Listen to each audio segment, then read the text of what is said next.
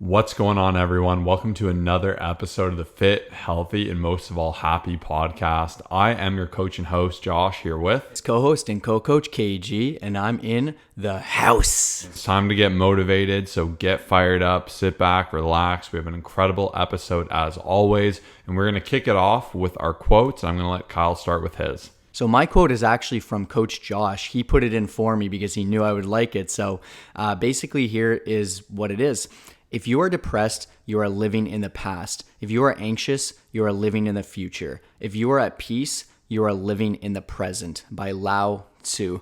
So this came from a book, and pretty much I honestly absolutely loved it. I actually just started reading the book after Josh. It's called Based, and it's just more so about creating happiness, living a life of fulfillment, and just becoming the best and strongest version of yourself. And I really like that this quote was put in there because I feel like it's something that's really on the top of my mind lately. And what is really interesting is that, and I'm sure some of you guys can relate, you've ever had a thought where there's something taking place and then there's another thing that just gets shown right in front of you. And like, this is pretty much it. So I've been thinking more about presence. I know Josh has as well. And then this came up, and then I got an email from Chris Williamson that also is talking about it. I'm like, I feel like this is the one thing that I really need to start being better at. And I know Josh shared that as well on our story the other day. And so basically Chris Williamson also said, looking over the shoulder of the present moment is a guaranteed way to ensure that you miss whatever is true and beautiful in your life right now. So obviously, this is the Fit, Healthy, and Happy podcast, and I think this is one of the greatest ways to just ensure that you're truly happy. And I even had a call with a client recently where she was saying she was struggling in terms of just thinking of the past, of what's taken place in her journey, and also just being so focused on the future. And I feel like so many people do this, where it's just such a negative effect where you're just not actually being present and you're not focusing on what's in front of you. So hopefully that makes sense. I'm really inspired by this, and I'm sure Josh is as well. Some absolute fire there. And even for me, I guess one thing going past that, past my own personal aims of trying to be more present, to enjoy the moment, enjoy the here and now, and not always be looking ahead, is also I've really been working to just kind of forget about the past. So I think you can learn from it, but I think dwelling in it more so is what I try not to do, is to have no regrets, because you can have regrets, you can have lessons. And dwelling and saying, oh, I wish I did this, or life was so much better when this, or I remember this, it's an easy way to be pretty upset with how you're feeling, and it's not possible to go back and change what was done. So it's natural we make mistakes, maybe we take some wrong routes, but there always comes new opportunity from that. And even if you've done something in the past that you're like, oh, I regret this wasn't a good idea, you still always have that opportunity to control the current, the present, and obviously relay that into a successful future. So I think that is absolutely fantastic. And for my quote, we're going to take it back to what we talked about last week, and that is that inspiration is for amateurs. The rest of us just show up and get to work. And that is from Chuck Close. And I love this quote personally because it's great when we're motivated. It's great when we're inspired. It's great when all the stars align. It's just super easy. But I like to see what I'm made of when things are hard. And that's what I always like to challenge people with. When you're navigating nutrition on a week where you're sick, or if you're navigating rehabbing an injury, or if you're starting really far off from a goal you want to achieve, like those are the times where you just got to lock in and get it done. And there's tons and tons of days where it's like, okay, I'd rather hit snooze. I'd rather eat garbage for breakfast. I'd rather not go to the gym. But the reality is, if you want to be like someone who just gets things done and who has a lot of success, you just got to get it done even when you don't want to. And then those times you are motivated, you are fired up, it's going to be 10 times easier. So once again, that is inspiration is for amateurs. The rest of us just show up and get to work. Yeah, I think that's so incredible, especially working off of last Monday's episode. I love it. I think it's such a strong point, and I couldn't agree with it more. So yeah, nothing else to expand on there. Yeah, now we're going to get into what has us excited or intrigued. So I always love sharing some of my favorite hacks, and I noticed I haven't done that in a while. And this came to me earlier this week when I was planning this episode, and that is taking notes from books, because it can be real easy to read a book, go through it, and then 6 months later be like, I don't even really remember what that was about. I don't remember the contents. And especially when there's parts of a book you're like, ooh, this is good. I need to take notes. I need to document it. So for Kindle readers, it's really easy because you can highlight it, and at the end of the book, whenever I'm finished reading it, I export it to my email and I add it to my master list of book notes. So Kindle notes are super straightforward and simple. You can just highlight and export, and I think it's a great way, even if it's like a word you didn't know, a word you want to use more, a sentence, a quote, like whatever it is that gets you fired up from that book, a saying, it's good to take notes. And it's nice to be able to reflect back on that. And then even every here and there, even for the books I read last year, sometimes I'll be like, oh, what was that book all about? I want to get the quick breakdown of it. So I'll get in there and I'll look at my notes and look at my impactful moments and find inspiration, find like what I want to get out of it, which can be absolutely fantastic. But for physical books, a really good hack I want to recommend, and I know iPhone does this, I think Android does as well. When you're reading a physical book that you like, and for me, I like audiobooks, physical books, Kindle books, I usually have a good rotation between the three, and I try to read from different sources. But for things I really want to take notes on, a good hack is to take a photo of the book. You could actually add it to an album called Book Notes if you want on your phone, and later you could relay them all by just looking at the photo. You can actually copy and paste text in a photo now, which is absolutely fantastic, because I used to remember reading books and I'd sit there and I'd look at the book, type it and transcribe it, and it was so much extra work and so ridiculous. So to be able to have this mechanism is a great way, especially for those parts of the book that you're like, I need to write this down, this is amazing, and then referring back to it, you're going to see that value over again, because it's kind of unrealistic to expect to have really deep understandings and memorize everything, especially as months and years pass. I think that's awesome. Yeah, I've been taking a lot of these notes, from Coach Josh as well. And I think one of the biggest ones I got from him was more so just like having a different rotation. And I was even saying to him, like, there's some times where I just have a different mood and I'm feeling something different. Like before bed, I've been liking Into the Wild. So I'll read that on my Kindle. So I don't need to keep the light on, but I can just read it while, still kind of unwinding and just getting a nice quality sleep, because I just fall asleep so nicely from that. And then the other book he had mentioned, the chess book, just so many different variations, as well as an audiobook. I think I used to be against it, where I felt like I could only focus on one thing, but I do feel like it's nice to have that different rotation as long as you finish it. I think that's where some people struggle, because they'll start so many things and so many projects and they'll never complete it because they've done so many things. But I thought that was awesome. I also had two thoughts. We'll talk about my journey after, because we said we would, from last week. But I wanted to share one thing I heard from someone at the gym. And sometimes, I always listen to my headphones, but there are times where I'll kind of turn it off and just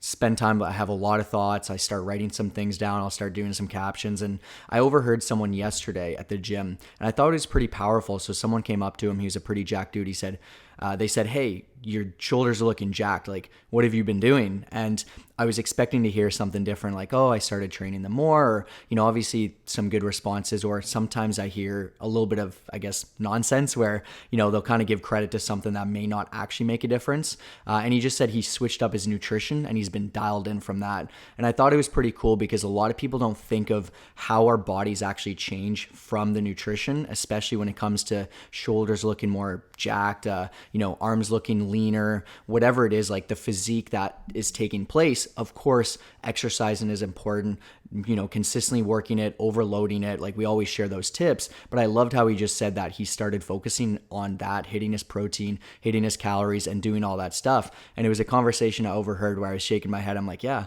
that's a great tip. And once again, it's so easy to overlook that, because you think like you have to do more ab training because you're trying to get abs. Whereas a lot of people will say stuff like that.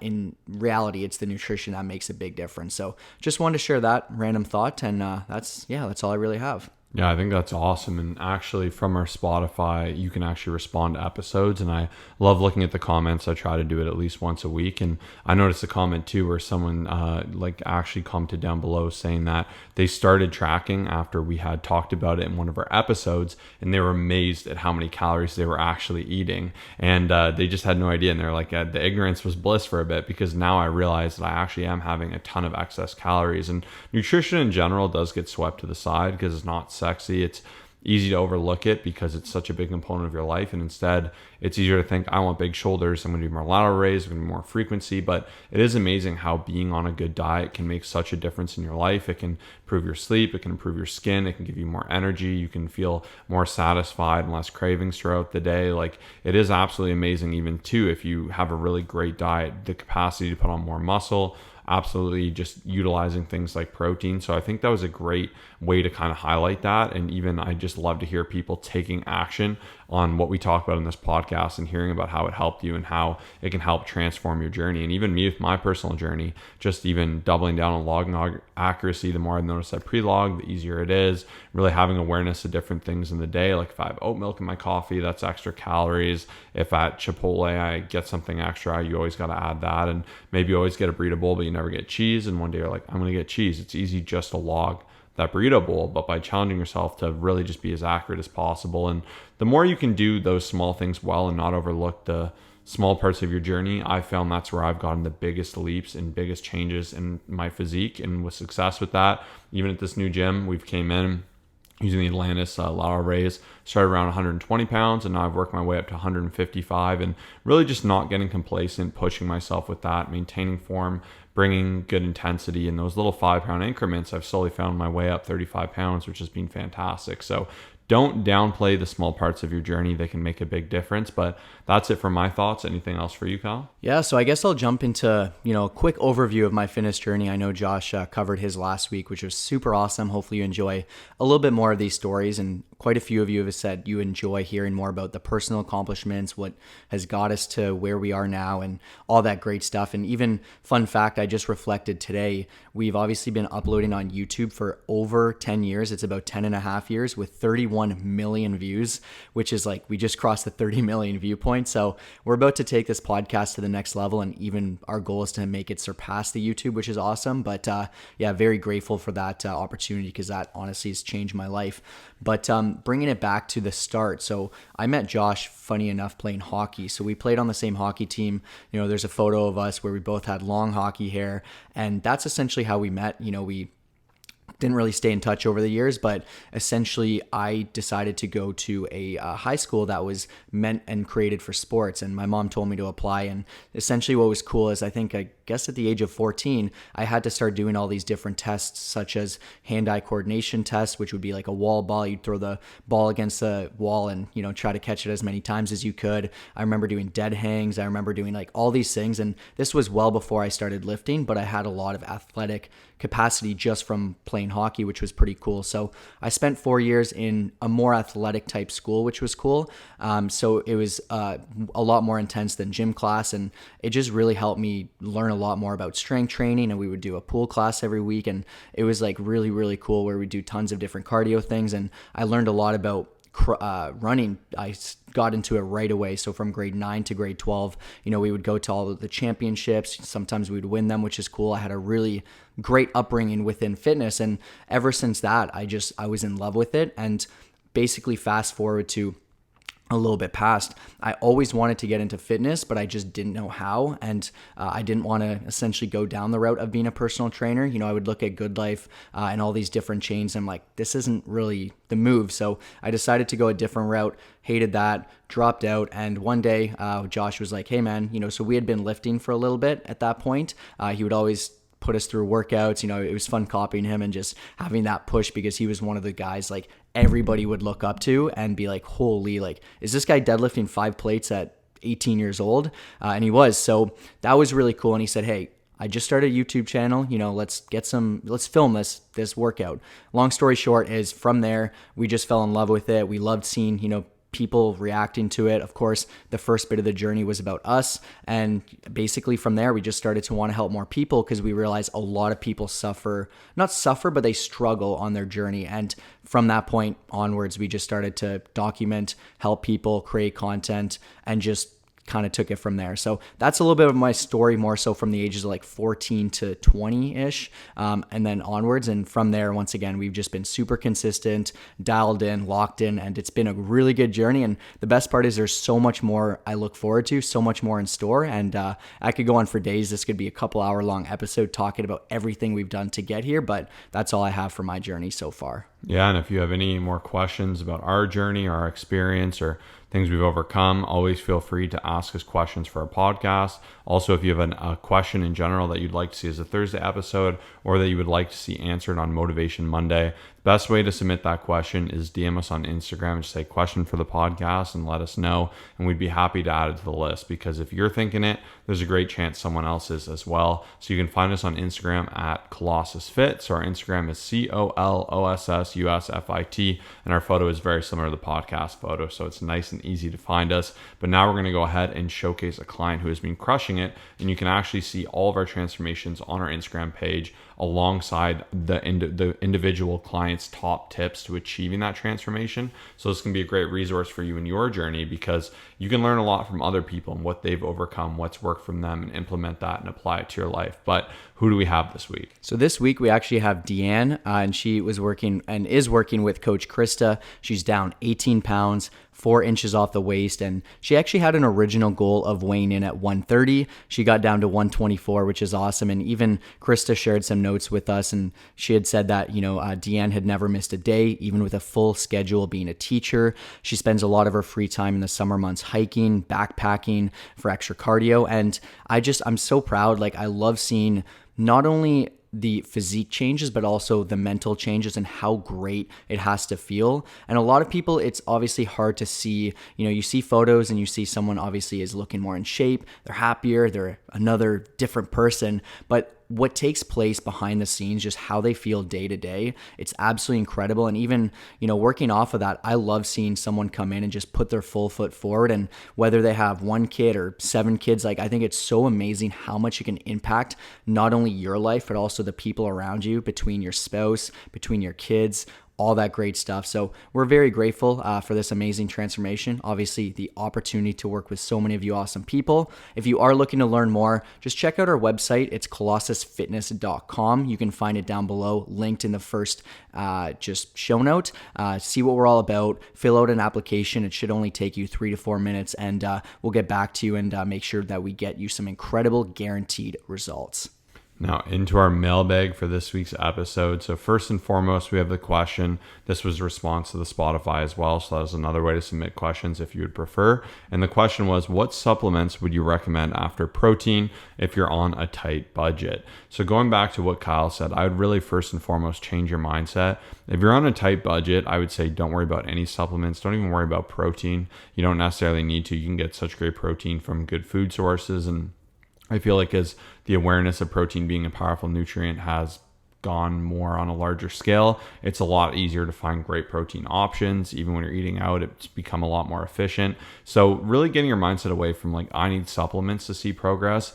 I truly believe you shouldn't even worry about supplements. So your nutrition and training are locked in alongside recovery. Once those things are going, supplements are fantastic as a supplement and supplemental to your actual routine and schedule of good eating, training, as well as just a rest and recovery. So in terms of supplements, a protein powder is a great convenient way to get more protein in. It is no superior than chicken or anything along those lines. It's just another convenient form that is easy to travel with, and that's where protein can have a lot of merit. But it's funny, even we've gone to a few supplement stores. I don't normally go. I typically buy them online, but I'm just trying some fun new energy drinks, and you see the people in there that are clearly a little bit skinnier that want to get into lifting, and they go in there and they just buy every supplement they can, masking or protein powder, like all these different things that you probably read about. And like the reality, looking at that individual, like, you just need to get in the gym, be there consistently, and just eat more food. And that individual will look so good and they'll save so much money.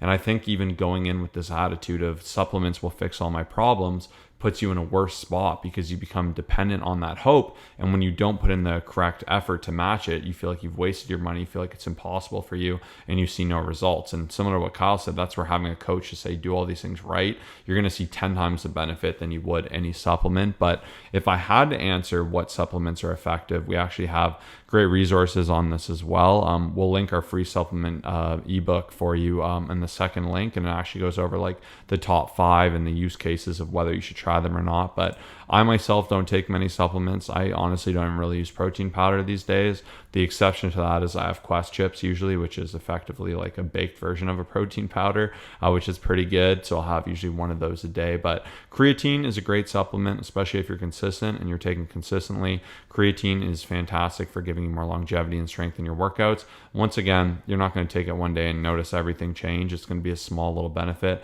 I like to see it as a little 5% benefit. I don't know why I like like that number, but I do like that number in general, and it helps your body utilize water and ATP to produce more output and have, like I said, slightly more endurance, which is fantastic. So there's a lot of hype around creatine. It's really cheap. You don't need to get anything fancy. Creatine monohydrate is totally fine, and I do definitely recommend taking it if you're an intermediate to advanced lifter. If you're a beginner, once again, I don't think there's a need just yet. Past that, I think pre-workout is a fantastic way to get fired up and get focused for a workout. You're getting things like beta-alanine. You can get pump agents as well, which can be fantastic. They can help you actually feel more during your workout, like better, more intense pumps. And then, of course, you're getting caffeine, which is fantastic. So beta-alanine is that thing that makes you feel tingly, and that has some interesting science as well for just longevity and output, which is cool. And then caffeine, of course, is just going to get you fired up and pumped up for the gym, which is fantastic. And it gives you something tasty to sip on. But those are kind of my top three. And past that, like I said, most importantly, training hard, good nutrition. That's what's going to make the big difference. Yeah. And unfortunately, this is where a lot of people just instantly look, especially if you are new. And even if you're not new, like I just see it happen so often. Fun fact, I mean, kind of while we're on the topic of my journey, I remember back when I first started, I wasn't really training properly. I didn't have a proper training program. It took me a while for me to hop on Josh's program, which was killer. But either way, I just remember like I was trying to eat well with the nutrition, but I would spend like over $300 a month at bodybuilding.com. So some of you may remember that, some of you may not. I don't even know if I guess it's still a thing, but I haven't really heard much about it in so many years. But I just remember getting like whatever was suggested, like Steve Cook supplement stack. I just use him as an example because he was this crazy jacked and still is guy that everyone, essentially would want to look like, right? He obviously takes some low dose steroids, maybe high dose, whatever it is. And you would think, oh man, like I want to look like him. Like when they come out with an article that says Steve Cook supplement stack trying to promote it, you just naturally want to do it. And I think it's always a good question to ask where someone is coming from when they recommend it, whether it's your favorite influencer, whether it's some sort of supplement company. And I think unfortunately, a lot of people waste money on that type of stuff. And I don't want to harp on it too much because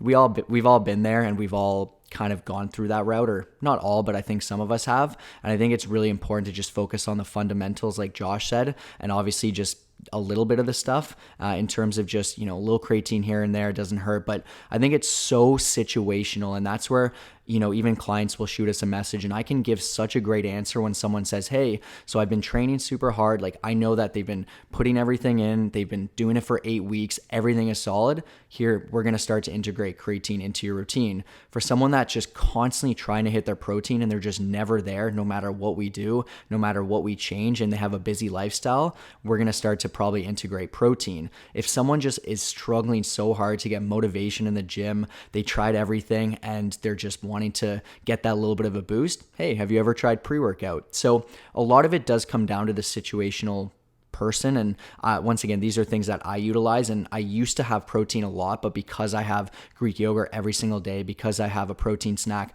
which we'll talk about afterwards, I don't feel that I need it. And even one of our friends that came to stay here, he bought a tub of protein powder and it's kind of just sitting there. I'm like, maybe I'll use it soon if I really need it. But it's one of those things where it's not something I need. And that's why I don't want to go suggesting a bunch of different things unless I know someone's certain circumstance. So hopefully that makes sense. I gave a bit of a different twist and thought process there, but that's all I got. Yeah, and if you're still like, I don't care, I just want to know good supplements, I've been training for a while, check out that free resource. We break it down, we explain the science of what it does, our thoughts on it, and the best one to buy for the price. And we have no affiliation either, so just you can kind of get whatever brand you like, and we just want it to be a good resource to help save people money from buying nonsense supplements. So for our next question out of the mailbag, we have quite simply, how do I know if I am overtraining?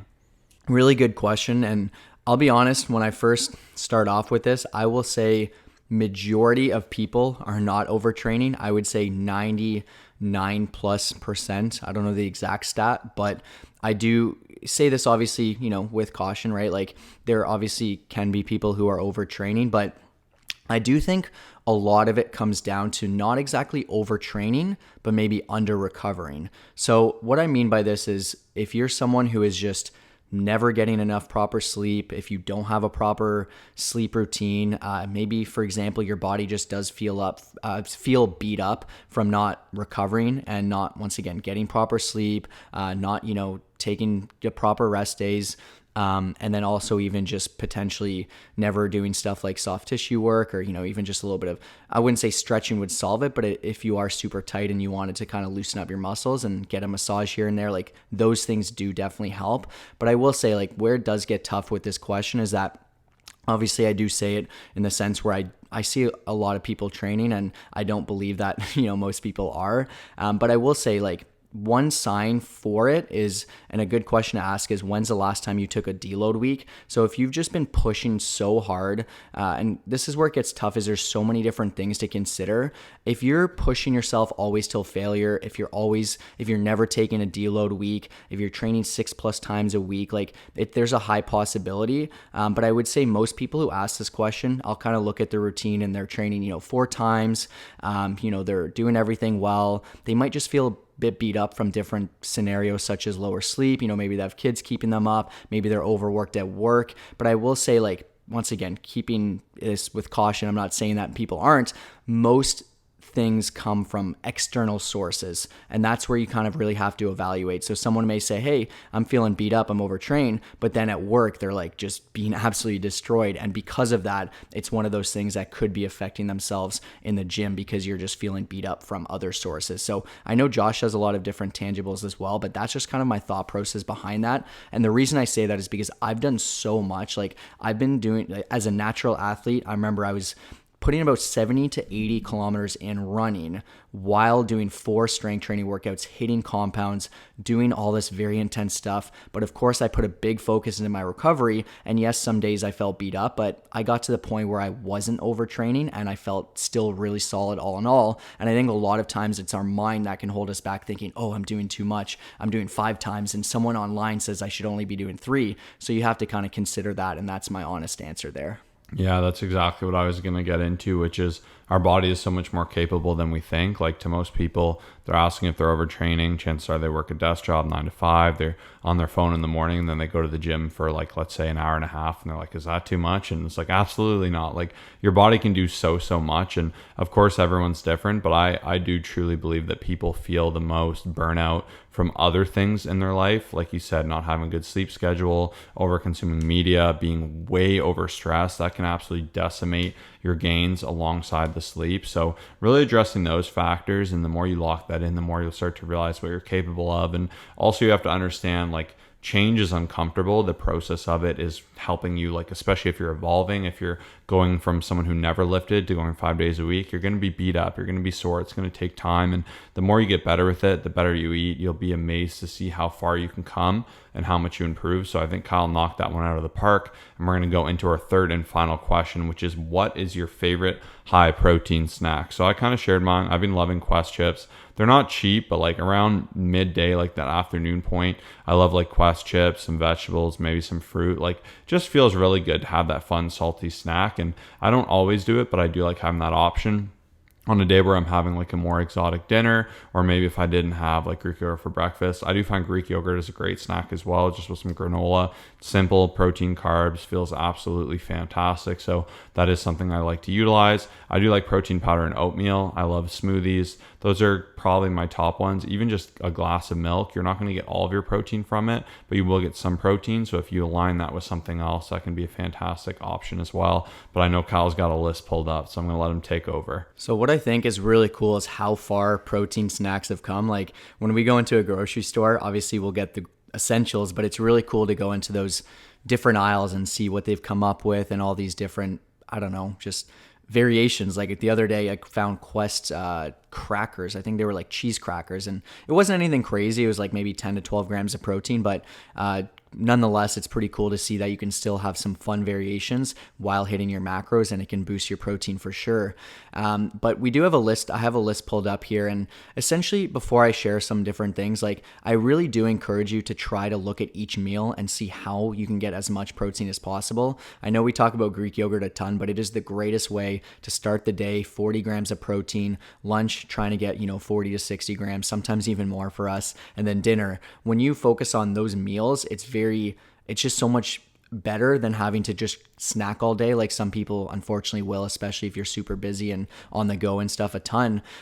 When I was in a bulk and eating a lot more, I didn't really have to think about this because my intake was more. But as I'm starting to decrease my calories, I definitely have to try to consider and think of how can I get an afternoon snack in that's high protein. So like Josh said, Quest is amazing. I was even saying the other day, like, we're not sponsored, but I love their innovation and just the fact that they've been around for so long and they're constantly coming up with some cool things. Greek yogurt, like Josh said, but even past that, I just picked up some beef jerky. Now, 99% of the time, I'll say I'm not the biggest fan in terms of just the price is expensive, but at the grocery store, Aldi that we've been going to is like $2.99 for like a pack, and it's like 20 something grams of protein. So I thought that was pretty fair. But when you do sign up as a coaching client, our goal is to provide you with as many resources as possible. So we have a suggested food list. We actually have a recipe guide with 52 high protein recipes. We have a form guide. We have the supplement guide. We have all these things. So no matter what, you're set up on top of the custom one-on-one coaching. And I have this little guide here pulled up, which essentially has a bunch of different things such as protein bars, canned tuna, obviously boneless chicken, chicken breasts is great. Protein powder, which we've already talked about. Skim milk, like Josh mentioned, is pretty cool because even 1 cup of skim milk is 8 grams of protein, which once again, nothing crazy, but it can add up for sure. Tilapia is great. Plain Greek yogurt, as we mentioned, edamame, tofu, Kodiak pancakes, shrimp is really cool. Even 3 ounces of shrimp is 21 grams of proteins, eggs, chickpeas.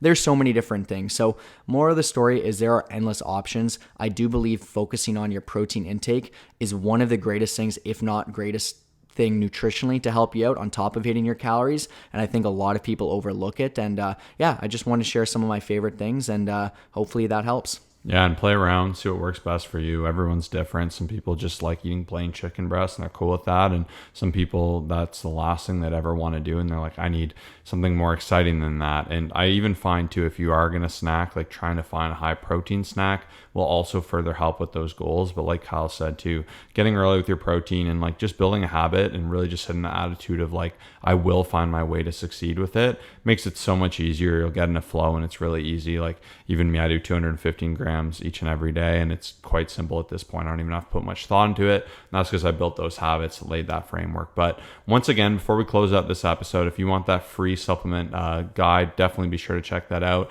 If you want to learn more about our coaching, that's the link right above it. So 2 great resources for you there. We want to thank everyone for tuning in. It means a lot. Definitely make sure to follow us on Instagram if you haven't already. Our Instagram is @ColossusFit, COLOSSUSFIT. Be sure to check us out for some extra value, motivation. I hope you have a fantastic day. Thanks for tuning in with us, and we'll see you on Thursday.